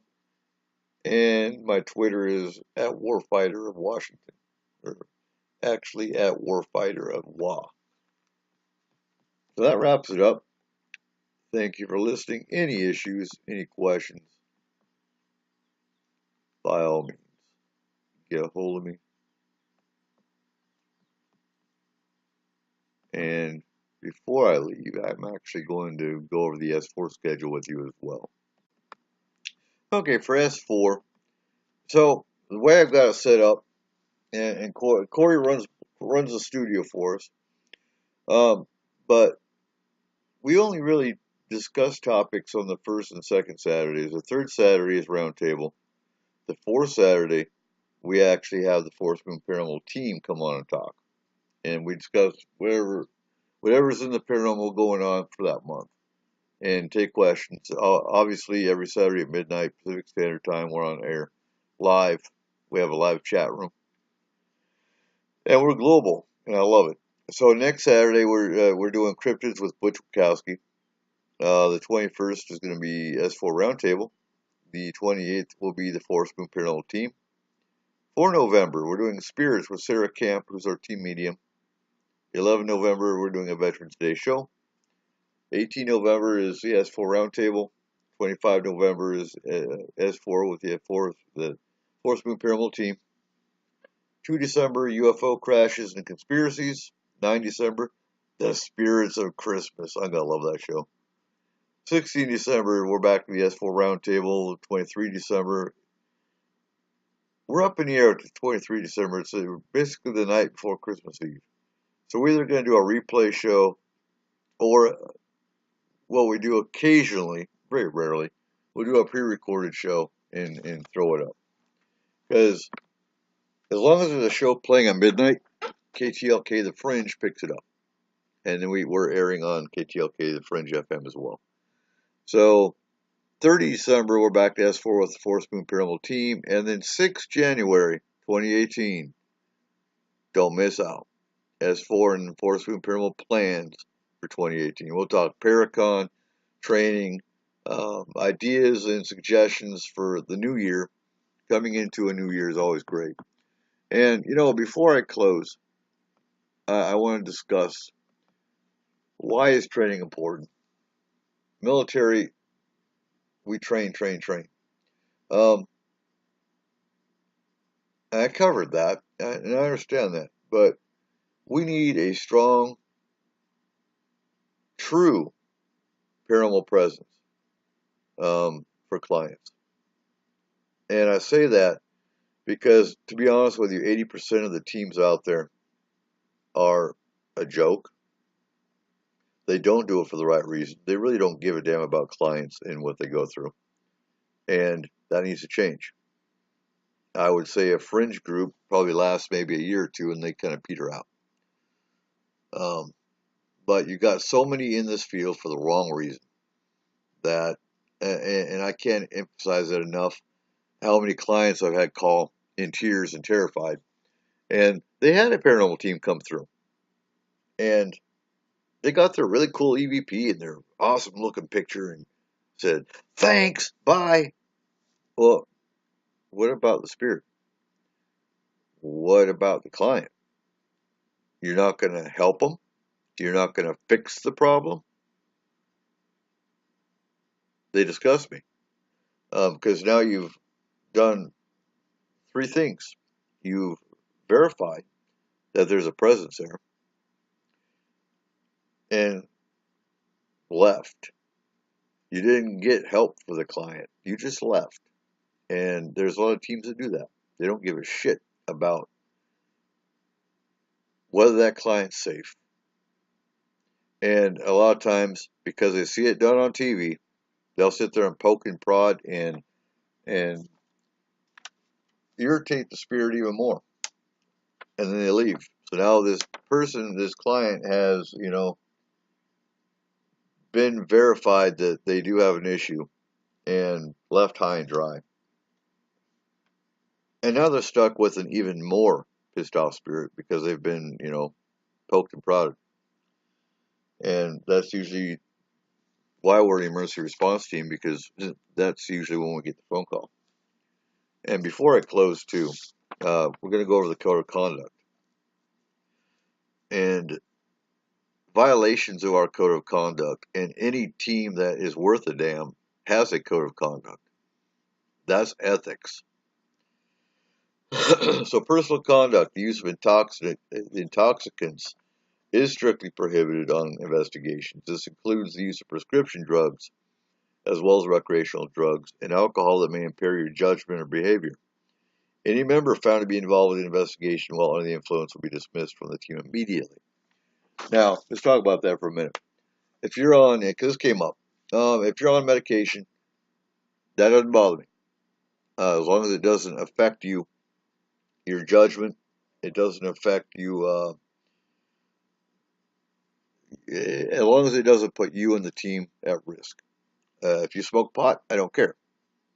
You smoke pot, you come to a case smelling like weed, I do care. You're gone. Bye. You don't ever go to a client's house smelling like weed. That's unprofessional. If you're under the influence of weed, it can open you up to an attachment. It can make the team vulnerable as a whole. And it's blatantly disrespectful. You don't go to a stranger's house smelling like weed. Not even a little bit. Smell like alcohol. If you're sick, I have no problem with you saying, look, I just took some NyQuil. I'm sick. Can't make it. Not a problem. I can respect you for that.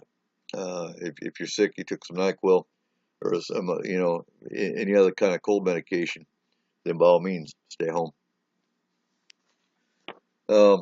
There's to be no smoking of cigarettes during an investigation except predetermined locations. Now, and I covered this yesterday.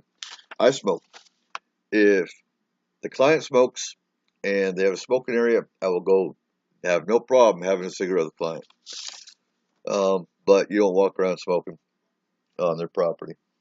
For one, again, it's unprofessional. For two, you have someone on the team taking pictures. That can affect your pictures. You see a smoky haze from someone smoking a cigarette off to the side. Oh my God, it's a spirit. No, actually, it's just cigarette smoke. So members are not to make or accept personal calls during an investigation. Cell phones may be used during an investigation only for official purposes, such as contacting other members of the team or using investigation-relevant applications. If you're using EMF meter applications with paranormal tools on your cell phone, understandable. You have kids, you need to take an emergency phone call, understandable. But go outside, go off to the side. Don't stand there and talk to your friends while we're doing an investigation.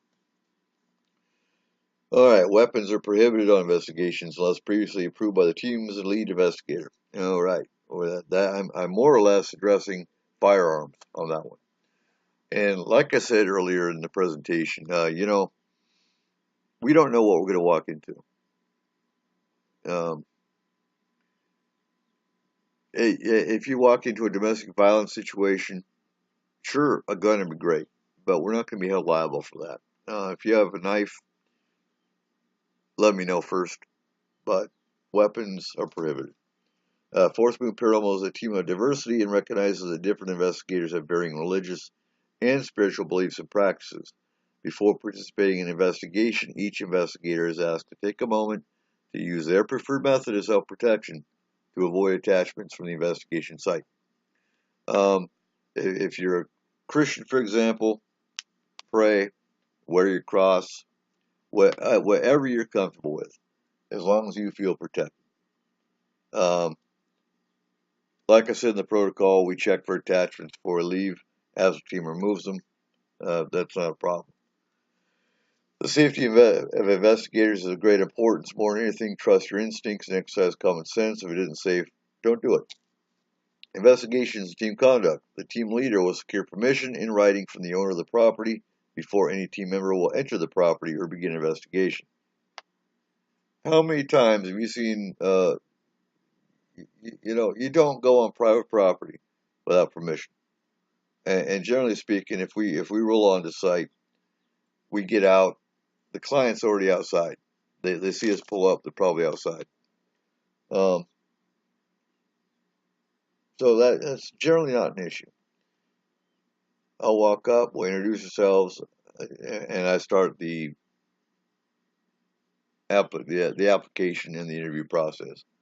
And first and foremost, beforehand, secure permission to send our medium and our tech in to start the investigation.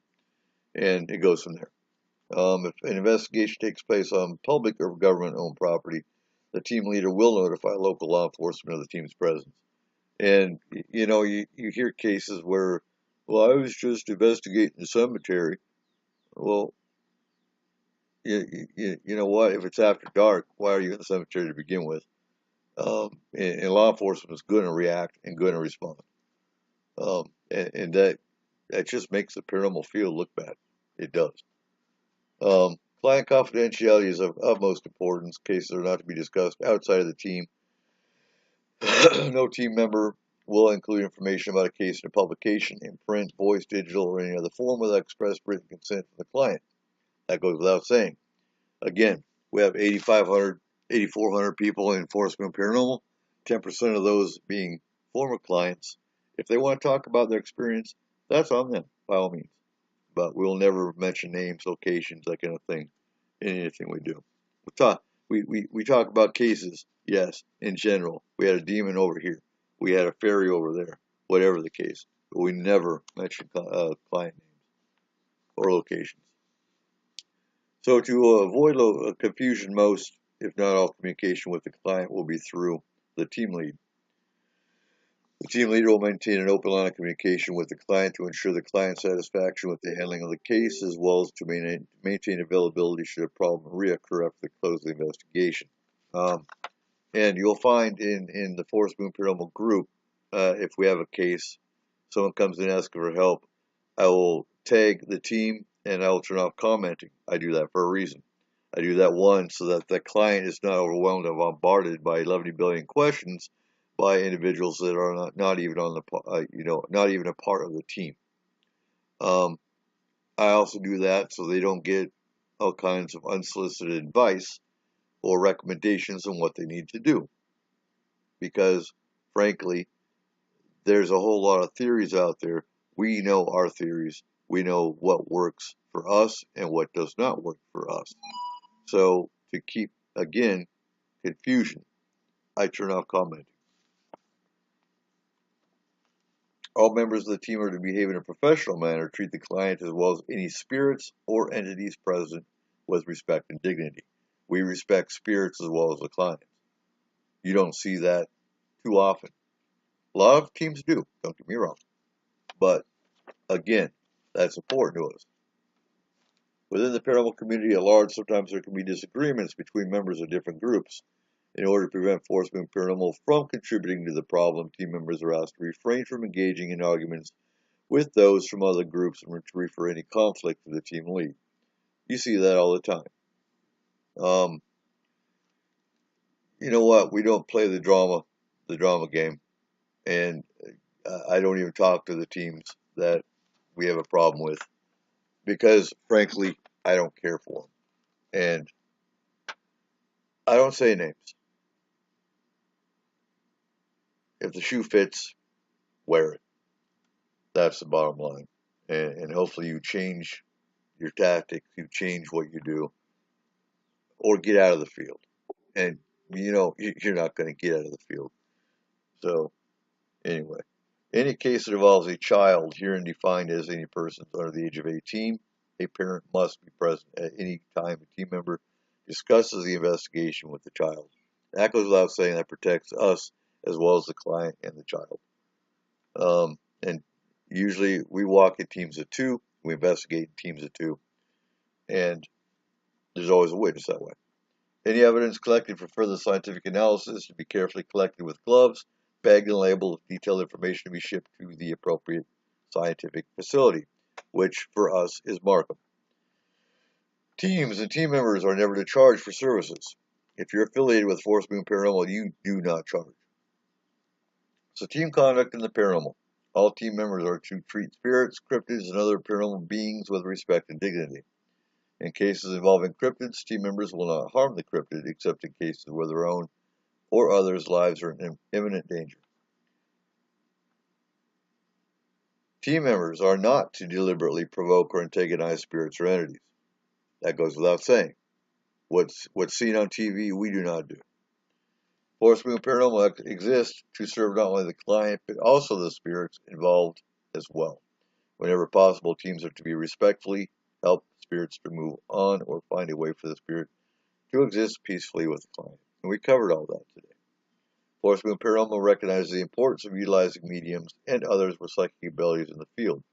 However, whenever possible, team members are to verify as much information as possible using mundane means such as historical records and equipment readings. And you know what? We do that all the time. We always validate using medium, the astral team, and tech. And that makes for a balanced investigation. Makes for a balanced entity crossing, spirit crossing, alien abduction, stop, cease, whatever. So that is your first training. The mandatory training for this team is this training today, and next month, November 12th, is paranormal protection. We're going to cover stones, herbs that we use for protection, grounding and shielding, and protection in general. So on that note, folks, I hope you enjoyed the training. Any questions, contact me directly, and have a great day.